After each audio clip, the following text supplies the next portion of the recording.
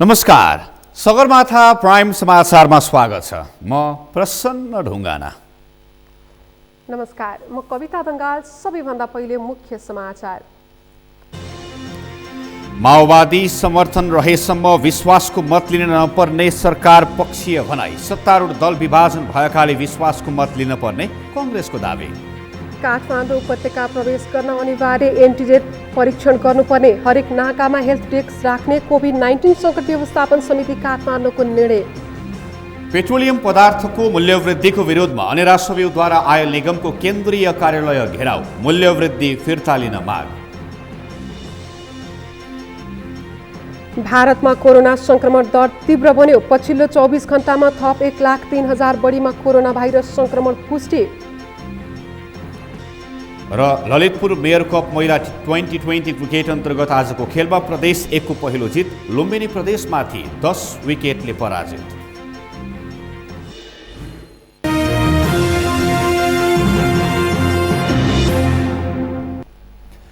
Sagarmatha prime समाचार अब विस्तारमा।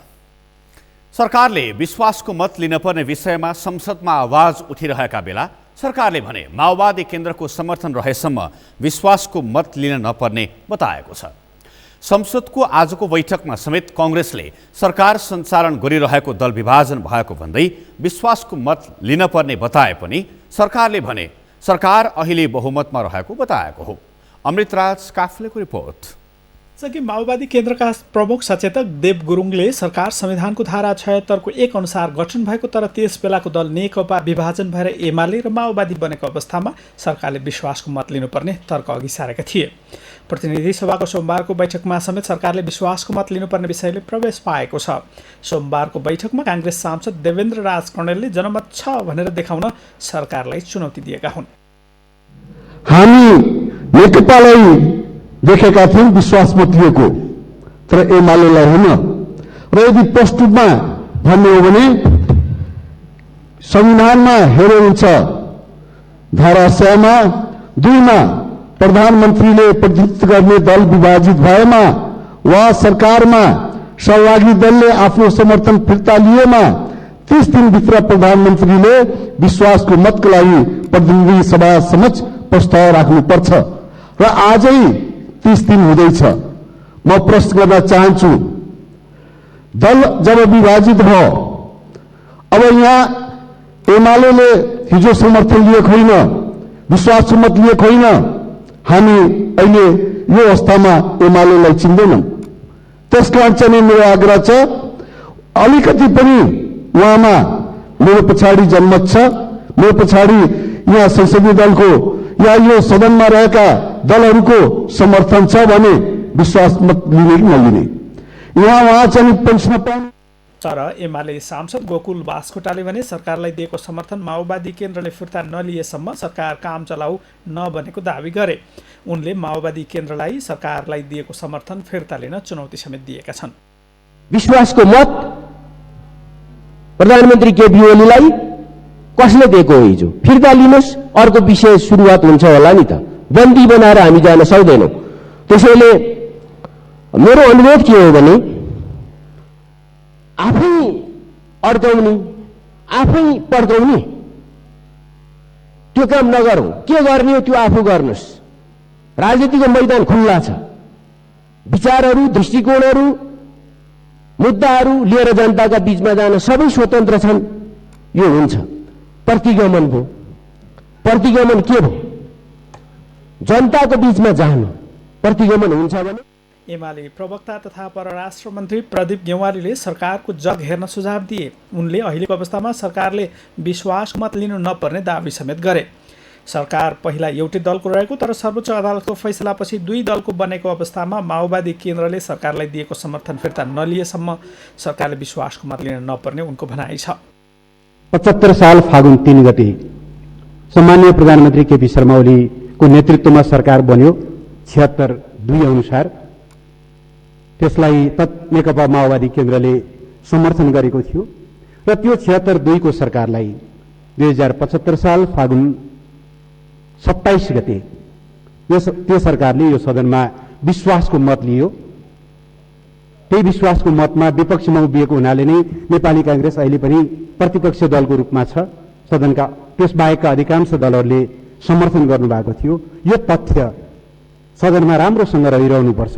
यो सरकार कसरी, यसको जेनेसिस के हो, यो कसरी उद्गम गरेको भन्ने कुरा हामीले राम्रोसँग बुझ्नुपर्छ।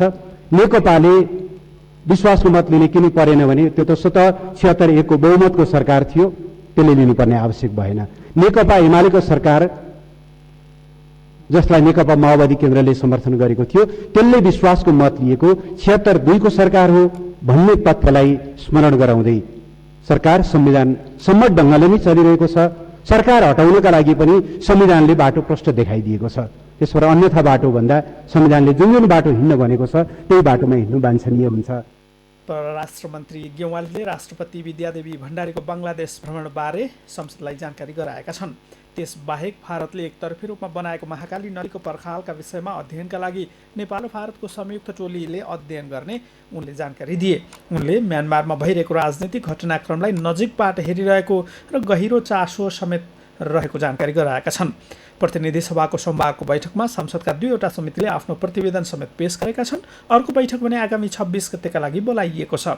संसदलाई सरकारले कुनै पनि बिजनेस नदिएका कारण संसदले खास गति लिन भने सकेको छैन। सगरमाथा टेलिभिजनका लागि क्यामेरामा केशव तिमिल सिन्हाका साथमा अमृत राज काफले, काठमाडौँ। सांसदहरूले समसामयिक राजनैतिक विषय र क्षेत्रगत विषयमा सरकारको ध्यान आकर्षण गराएका छन्। संघीय संसद प्रतिनिधि सभाको आजको बैठकको शून्य समयमा सांसदहरूले समसामयिक राजनैतिक विषय, संसदको प्रभावकारिता, विकास निर्माण लगायत विषयमा सरकारको ध्यान आकर्षण गराएका हुन्। सांसद राजबहादुर बुढा छेत्रीले जनतामा सदनप्रति विश्वास कायम राख्ने वातावरण मिलाउन राजनैतिक दलका नेताहरूको ध्यान आकर्षण गराउनुभयो।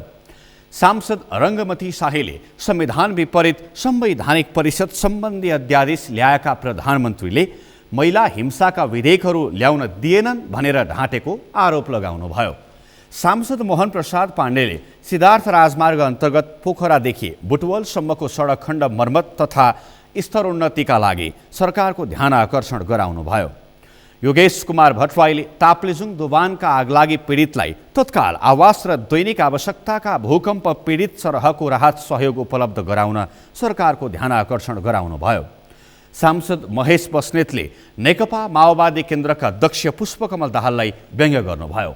सांसद मेटमणि चौधरीले चुरे संरक्षण हुनुपर्ने भन्दै चुरे दोहन गरी अवैध कारोबारमा संलग्नलाई कारबाही गर्न माग गर्नुभयो। राजेन्द्र कुमार केसीले मेलम्चीको पानी कीर्तिपुरमा नपुगेको भन्दै तत्काल कीर्तिपुरवासीलाई पानी वितरणको व्यवस्था मिलाउन सरकारको ध्यान आकर्षण गराउनुभयो। सांसद भीमसेन दास प्रधानले प्रधानमन्त्रीले संसद चलिरहेका बेला राजनैतिक विषयमा सदन बाहिर धारणा राख्नु गैर जिम्मेवारी, अराजनैतिक र असंवैधानिक चरित्र भएको टिप्पणी गर्नुभयो। सांसद भैरबहादुर सिंहले बझाङका 12वटा स्थानीय तहमा खडेरी परेको, हिउँदे बाली सुकेको र स्थानीयहरू भोक मरेको चपेटामा परेको भन्दै तत्काल खाद्य आपूर्ति गर्न सरकारसँग माग गर्नुभयो। त्यसैगरी शून्य समयमा बोल्ने अन्य सांसदहरूले 165वटा बाटोहरूको बालुवाटारबाट शिलान्यास भए पनि ती बाटोका DPR पनि नभएको भन्दै सो कार्यमाथि प्रश्न गरेका थिए।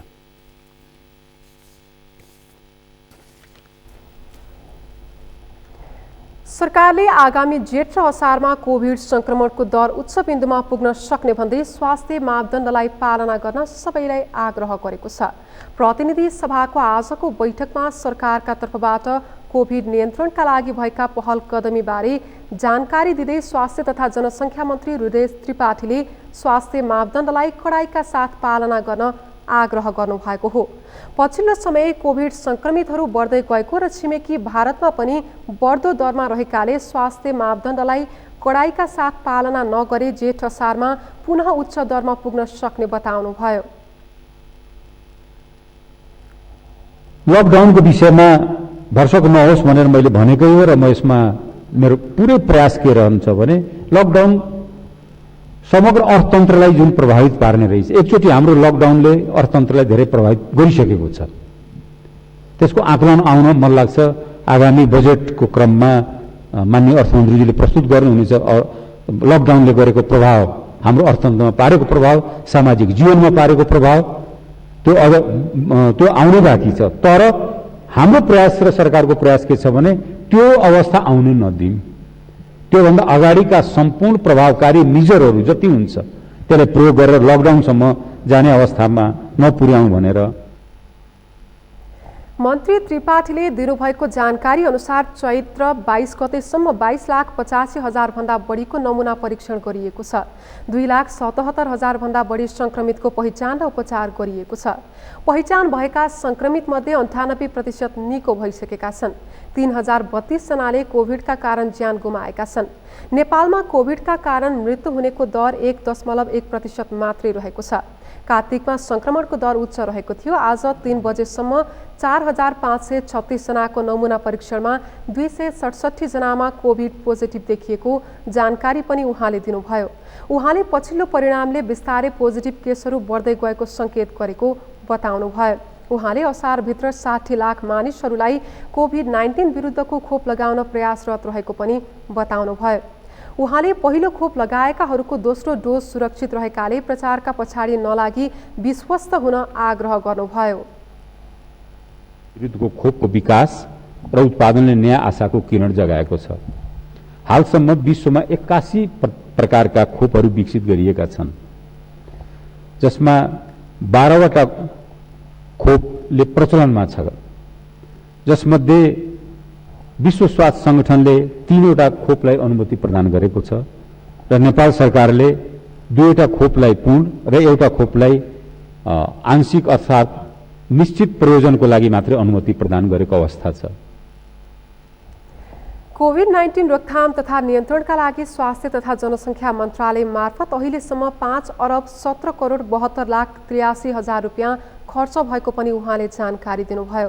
पीसीआर किट, गाउन, औषधि, उपकरण व्यवस्थापन, खोप खरिद अभियान, स्वास्थ्य कर्मीको जोखिम भत्ता लगायतका सम्पूर्ण विषय अन्तर्गतको खर्च यसमा समेटिएको छ।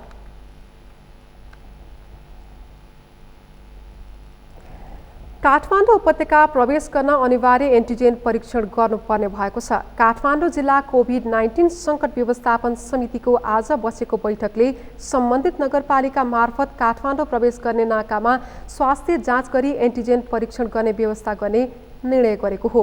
काठमाडौँ जिल्लाका प्रमुख जिल्ला अधिकारी कालीप्रसाद पराजुलीले उपत्यकाभित्र कोभिडको संक्रमण बढ्न नदिनका लागि हरेक नगरपालिकाले एन्टिजेन परीक्षण गर्ने र नाकामा हेल्थ डेस्क राख्ने निर्णय भएको बताउनुभयो। त्यस्तै एन्टिजेन परीक्षणबाट नेगेटिभ देखिएको र लक्षण देखिए शङ्कास्पद लागेमा पीसीआर परीक्षण गर्न स्वाब सङ्कलन गरी पठाउने निर्णय पनि बैठकले गरेको छ।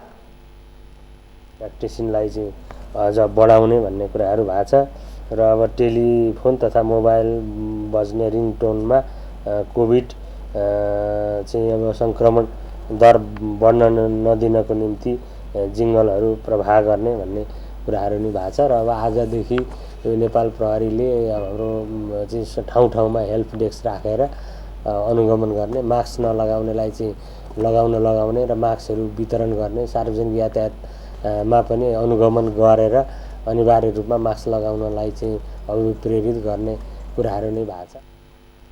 त्यस्तै सबै नगरपालिकाहरूमा सञ्चालित आइसोलेसन केन्द्र र क्वारेन्टाइन केन्द्रहरूलाई अध्यावधिक राख्ने र सबै नगरपालिकाहरूले आफ्नो नगरपालिकाभित्र कम्तीमा एक-एकवटा आइसोलेसन केन्द्र र क्वारेन्टाइन केन्द्र सञ्चालन तथा व्यवस्थापन गर्ने निर्णय पनि बैठकले गरेको छ।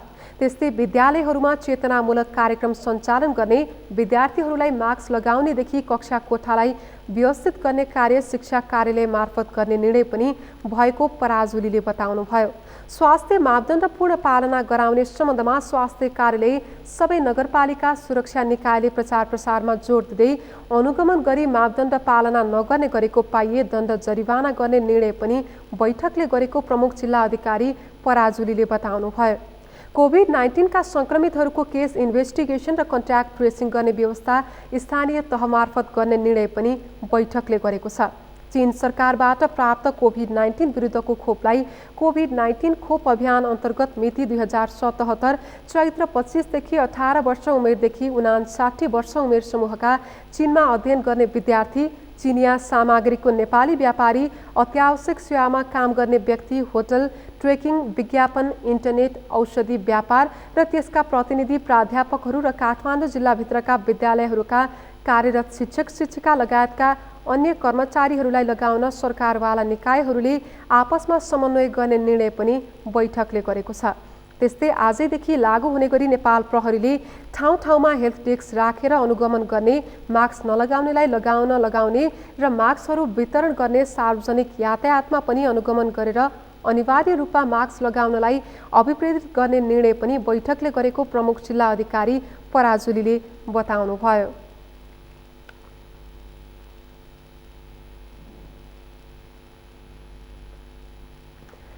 विवेकशील साझा पार्टीका अध्यक्ष रविन्द्र मिश्रले पछिल्लो समय विकसित राजनीतिले देश नै लज्जित हुनुपर्ने अवस्थामा पुगेको टिप्पणी गर्नुभएको छ। आज पार्टीको सञ्चार तथा सूचना प्रविधि विभागको आयोजनामा आयोजित अन्तर्क्रिया कार्यक्रमलाई सम्बोधन गर्दै अध्यक्ष मिश्रले अहिलेको राजनीति जुन किसिमबाट अगाडि बढिरहेको छ त्यो अत्यन्तै निन्दनीय र लज्जास्पद भएको टिप्पणी गर्नुभएको हो। अहिले भइरहेको गतिविधि देशको स्वाभिमानको हित विपरीत भएको पनि उहाँले बताउनुभयो।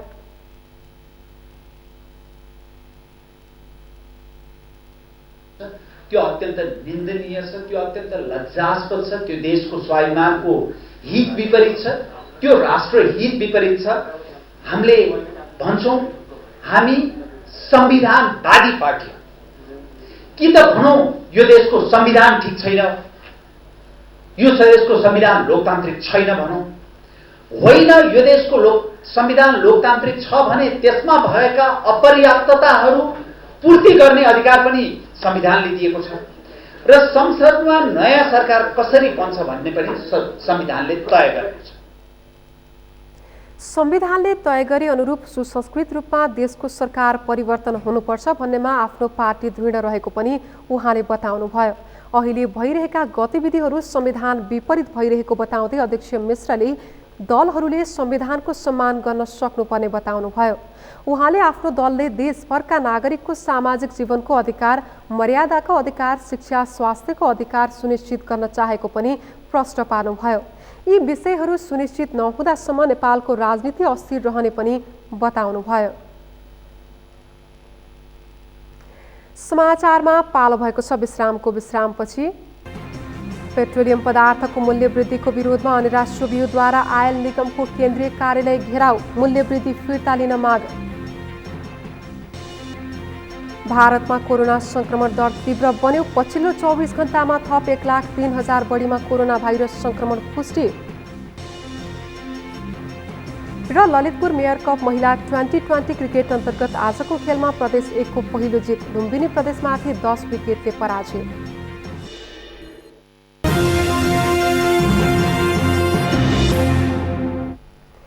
विश्रामपछि समाचारमा स्वागत छ। अब बाँकी समाचार।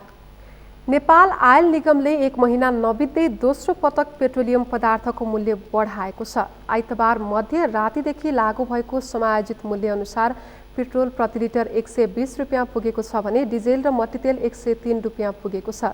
यसको विरोधमा सत्तारूढ एमालेकै विद्यार्थी संगठन विरोधमा उत्रिएको छ। पुष्कर खतिवडाको रिपोर्ट। शासकलाई चेतावनी दिएका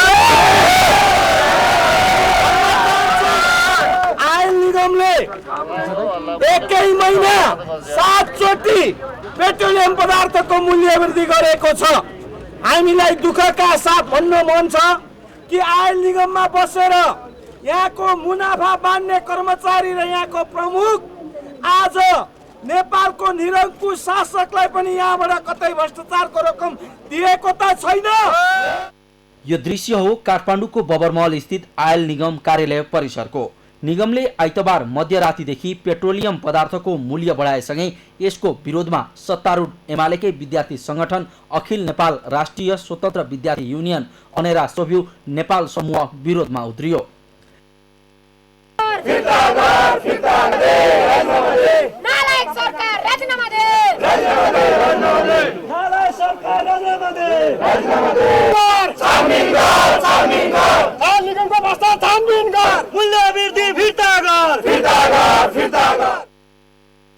विद्यार्थीको नारामा आयल निगमदेखि सरकार र प्रधानमन्त्री सम्मको विरोध थियो।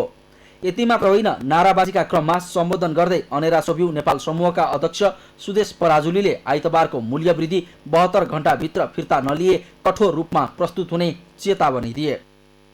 यो हिजो जस्तो ज्ञापन पत्र बुझाएर मात्रै अनेरा सोभिउ फर्किने छैन। यदि 72 घण्टाभित्र यो मूल्यवृद्धि फिर्ता भएन भने आयल निगमका गाडीहरू सडक र क्याम्पस अगाडि तोडफोड हुनेछ। पेट्रोलियम पदार्थको मूल्य वृद्धिले गरिब जनता र मजदुरको ढाड सेकेको भन्दै तत्काल भएको मूल्य वृद्धि फिर्ता लिन आग्रह गर्दै फिर्ता नभए कलेज अगाडि सरकारी गाडीलाई प्रवेश गर्न नदिने तथा पदाधिकारीलाई कालो मोसो दल्ने चेतावनी दिए।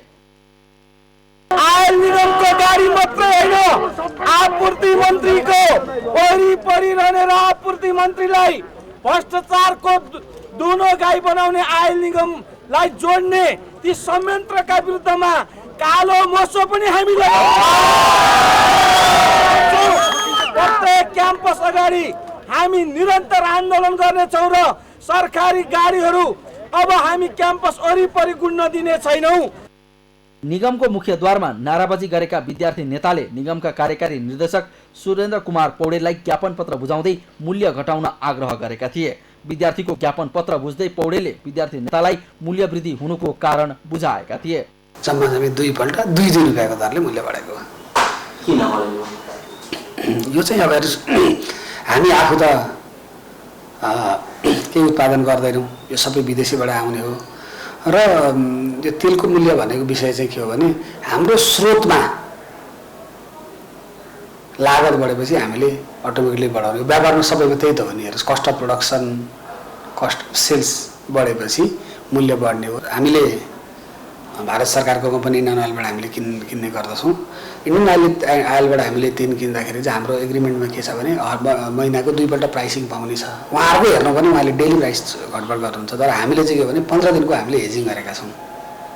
सर्टेन हामीले हेजिङ गरेपछि चाहिँ हामीले 15 दिनसम्मको भ्यालु एउटै हुन्छ, बढे पनि 15 दिनसम्म हामी घटेकै भ्यालुमा तिर्छौँ, घट्यो भने पनि हामी पुरानै भ्यालुमा तिर्छौँ। हाम्रो त्यस्तो किसिमको मेकानिजम छ। निगमले चैतमा दोस्रो पटक मूल्य वृद्धि गर्दै आइतबार पेट्रोल, डिजल र मट्टीतेलमा 2 रुपैयाँ बढाउँदा पेट्रोल 120 रुपैयाँ पुगेको छ भने डिजल र मट्टीतेल 103 रुपैयाँ पुगेको छ। तर खाना पकाउने ग्यासको मूल्य भने बढाइएको छैन। निगमका अनुसार पेट्रोलमा प्रति लिटर 7.39 रुपैयाँ, डिजलमा प्रति लिटर 1.94 रुपैयाँ घाटा छ। ग्यासमा प्रति सिलिन्डर 418.47 रुपैयाँ घाटा रहेको निगमले जनाएको छ। 15 दिनमा निगमलाई 88 करोड घाटा हुने र ग्यासमा मात्रै पाक्षिक रूपमा 60.13 करोड घाटा रहेको निगमले बताएको छ। सगरमाथा टेलिभिजनका लागि क्यामेरामा सुरेन्द्र राउतका साथमा पुष्कर खतिवडा, काठमाडौँ। नेपाल विद्यार्थी संघ नेभी संघले पेट्रोलियम पदार्थको मूल्यवृद्धि विरुद्ध विरोध प्रदर्शन गरेको छ। नेभी संघले आज दिउँसो बबरमहल स्थित नेपाल आयल निगमको केन्द्रीय कार्यालय घेराउ गरी विरोध प्रदर्शन गरेको हो। विरोध प्रदर्शनमा नेभी संघका महामन्त्री बलदेव तिमल सिन्हाले पेट्रोलियम पदार्थमा भएको मूल्यवृद्धिले सबै क्षेत्रमा मूल्यवृद्धि गराउने भन्दै सरकार बजारलाई महँगो बनाउन उद्यत रहेको बताउनुभयो। अप्ठ्यारो परिस्थितिमा जनतालाई राहत दिनुपर्ने सरकारले उल्टै पेट्रोलियम पदार्थको पटक पटक मूल्य बढाएर दुःख दिइरहेको बताउनुभयो। पेट्रोलियम पदार्थको परल मूल्यमा झन्डै दोबर हुने गरी विभिन्न शीर्षकमा कर उठाएर जनताका ढाड भाँच्ने, जनताको चुलो बन्द गराउने नियतमा यो सरकार लागेको छ। किनभने यो कम्युनिस्ट सरकार, जनतामारा सरकार, जनताकोलाई दुःख दिने, जनताको ढाड भाँच्ने गरी लागेको सरकारका विरुद्धमा नेपाल विद्यार्थी संघ सडक आन्दोलनमा उत्रिएको छ। जबसम्म यो पेट्रोलियम पदार्थमा गरिएको मूल्य वृद्धि फिर्ता हुन्न तबसम्म हाम्रो आन्दोलन जारी हुनेछ। आयल निगमले आइतबार राति 12 बजेदेखि लागू हुने गरी पेट्रोल, डिजेल र मट्टीतेलमा प्रति लिटर 2 रुपियाँका दरले मूल्य बढाएको थियो। मूल्य वृद्धि भएपछि पेट्रोलको मूल्य प्रति लिटर 120 रुपियाँ पुगेको छ भने डिजेल र मट्टीतेलको मूल्य प्रति लिटर 103 रुपियाँ पुगेको छ।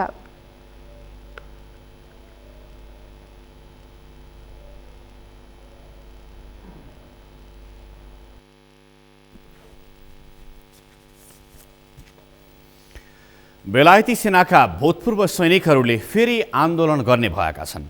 बेलायती सेनामा रहेका बेलायती नागरिक र नेपाली नागरिक बीच भइरहेको भेदभावका विरुद्ध आन्दोलन गर्दै आएको ब्रिटिस गोर्खाहरूको सङ्घर्ष समितिले पुनः आन्दोलन चर्काउने भएको छ। ब्रिटिस गोर्खा सत्याग्रह संयुक्त समिति युके नेपालले आज काठमाडौँमा पत्रकार सम्मेलन आयोजना गरी विभेदकारी मुद्दा सदाका लागि समाधान गर्न नेपाल सरकार र ब्रिटिस सरकारको ध्यान आकर्षण गराएको छ। पत्रकार सम्मेलनमा समितिका सचिव पुष्प राणा घलेले आगामी मे महिनाको सुरुमै बेलायती सरकारलाई अल्टिमेटम पत्र दिने र तोकिएको मितिभित्र सकारात्मक जवाफ नआए जुन महिनाको सुरुमा अन्तर्राष्ट्रिय कानुनविदहरूको सम्मेलन गर्ने र जुलाईको पहिलो हप्ताबाट रिले भोक हडताल बस्ने बताउनुभयो। त्यसपछि पनि आफूहरूका मागहरूको सुनवाई नभए अर्को वृहत सत्याग्रह गर्ने र अन्तर्राष्ट्रिय निकायहरूमा मुद्दा दायर गर्ने बताउनुभयो। प्रति सद्भाव राखी 200 वर्षभन्दा लामो इतिहास बोकेको नेपाल ब्रिटेन द्वैत सम्बन्ध कायमै राख्ने हो भने यथाशीघ्र एउटा उच्च स्तरीय वार्ता समिति गठन गरी यो लामो विभेदकारी मुद्दा सदाको लागि सल्टाउन नेपाल र ब्रिटेन सरकारको गम्भीर ध्यान जान वार्ताको वातावरण सृजना गराउन दुवै सरकारसँग आग्रह गर्दछौँ। बेलायती सेनाका भूतपूर्व सैनिकहरूले आफ्नो समान अधिकार प्राप्तिका लागि सन् 2013मा 15 दिने सत्याग्रह गरेको थियो। त्यसैगरी 22 मार्च 2018मा संयुक्त प्राविधिक प्रतिवेदन सरकारलाई बुझाएको थियो। नेपाल सरकारले पनि ब्रिटिस सरकारलाई 12 फेब्रुअरी 2020मा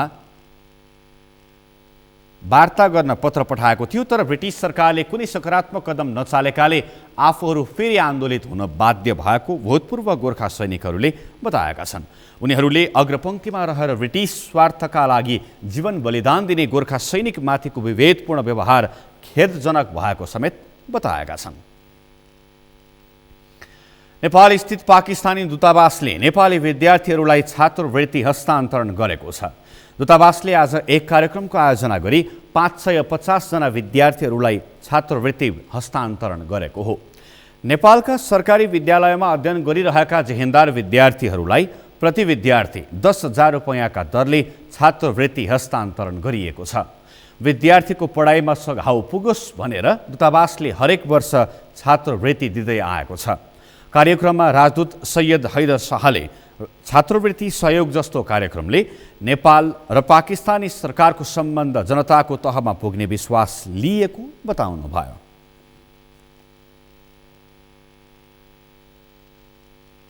सगरमाथा प्राइम समाचारमा पालो भएको छ विश्रामपछि भारतमा कोरोना संक्रमण दर तीव्र बन्यो। पछिल्लो 24 घण्टामा थप 1,03,000 बढीमा कोरोना भाइरस संक्रमण पुष्टि। र ललितपुर मेयर कप महिला 2020 क्रिकेट अन्तर्गत आजको खेलमा प्रदेश 1 को पहिलो जित, लुम्बिनी प्रदेश 10 विकेटले पराजित।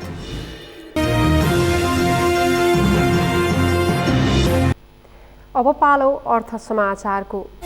अर्थ समाचारका प्रायोजक हो आफ्नो विश्वास हो त्रिशक्ति सिमेन्ट।